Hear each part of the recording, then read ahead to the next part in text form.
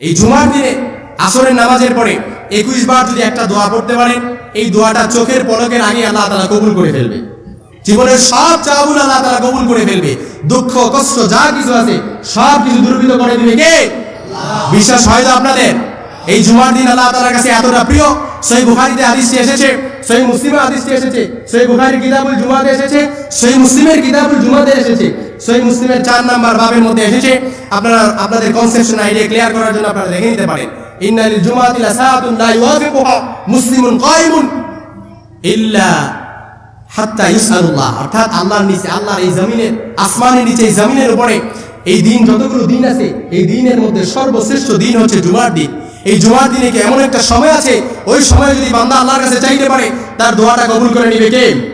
আরো জোরে বলেন, কবুল করে নিবে কে? তাইলে জুমার দিনে আসরের পরে, জুমার দিনে কখন? আসরের পরে 21 বার যদি ছোট্ট দোয়াটা পড়তে পারেন, চোখের পলকের আগে দোয়াটা কবুল করবে কে? জীবনের সব চাওয়াগুলো কবুল করবে কে? যা চাইছেন তাই দিয়ে দিবে কে? কষ্টে আছেন কষ্ট দূরীভূত করবে কে? দুঃখে আছেন দুঃখ দূরীভূত করবে কে? কথা বলেন। ব্যবসায় মন্দা, ব্যবসায় ভালো হচ্ছে না, ব্যবসায় বাড়াকা দিবে কে? পরিবারে অশান্তি দূর হচ্ছে না, অশান্তি দূরীভূত করে দিবে কে? অভাব অনটন দূর হচ্ছে না, অভাব অনটন দূর করে দিবে কে? আবার অনেকে আছেন জীবনে সফলতা করতে পারতেছেন না, ডেভেলপ করতে পারতেছেন না, ডেভেলপ করে দিবে কে? উন্নতি করতে পারতেছেন না, শাইন করতে পারতেছেন না, জীবনে ব্যবসায় সব কিছুতে আল্লাহ বারাকা দিয়ে দিবে, ঠিক কিনা বলেন? মোট কথা, যা চাইবেন তখন ওই মুহূর্তে আসরের পরে এই দোয়াটা 21 বার পরে যা চাইবেন তাই উস্তুজিব, কবুল হয়ে যাবে। সুবহানাল্লাহ, আসতে পড়েন। যা চাইবেন তাই কবুল হয়ে যাবে। জুমার দিন আসরের পরে, শুক্রবার দিয়ে, মনে আসে না গেছে? তাহলে আজকে দেখে অনেকের অনেক হতাশা, অনেক ডিপ্রেশন। অনেকে এসে বলে, হুজুর অনেক দিন ধরে দোয়া করতেছি, দোয়া কবুল হয় না। হুজুর একটা ফর্মুলা শিখায় দেন, কি করলে আল্লাহ তাআলা আমার দোয়াটা কবুল করবে? মা বোন অনেকে ফোন করে বলে, হুজুর স্বামী কথা শোনে না, কি করলে দোয়াটা কবুল করবে? হুজুর স্বামী কথা শুনলে একটু দোয়াটা শিখায় দেন। হুজুর স্বামী পরকীয়ায় লিপ্ত, হুজুর স্ত্রী পরকীয়ায় লিপ্ত, কথা শুনে না, হুজুর কি করলে আমার স্বামী আমার কথা শুনবে, কি করলে আমার স্ত্রী আমার কথা শুনবে?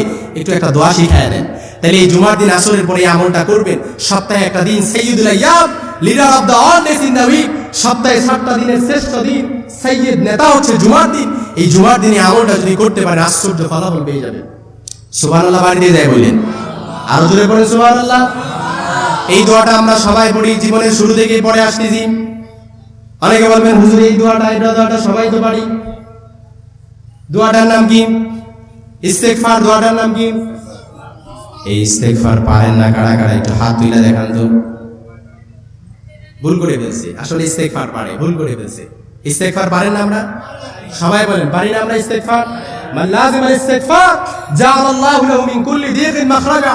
যে ব্যক্তি সব সময় ইস্তেগফার পড়বে, তাকে সব ধরনের বিপদ আপদ, দুশ্চিন্তা, পেরেশানি, উদ্বেগ, উৎকণ্ঠা সব কিছু থেকে হেফাজত করবে কে? আল্লাহ। ঘোষণাটা কার? রাসূল আরবি সাল্লাল্লাহু আলাইহি সাল্লামের। এই ঘোষণাটা কি এখনের না ১৫০০ বছর আগে? সবাই বলেন, এখনের না ১৫০০ বছর আগে? ঘোষণা কি আমার না রাসূল আরবি সাল্লাল্লাহু আলাইহি সাল্লামের? তাহলে ইস্তেগফার পড়তে রাজি আছেন তো ইনশাআল্লাহ? সবাই বলেন আমার সাথে, আস্তাগফিরুল্লাহ।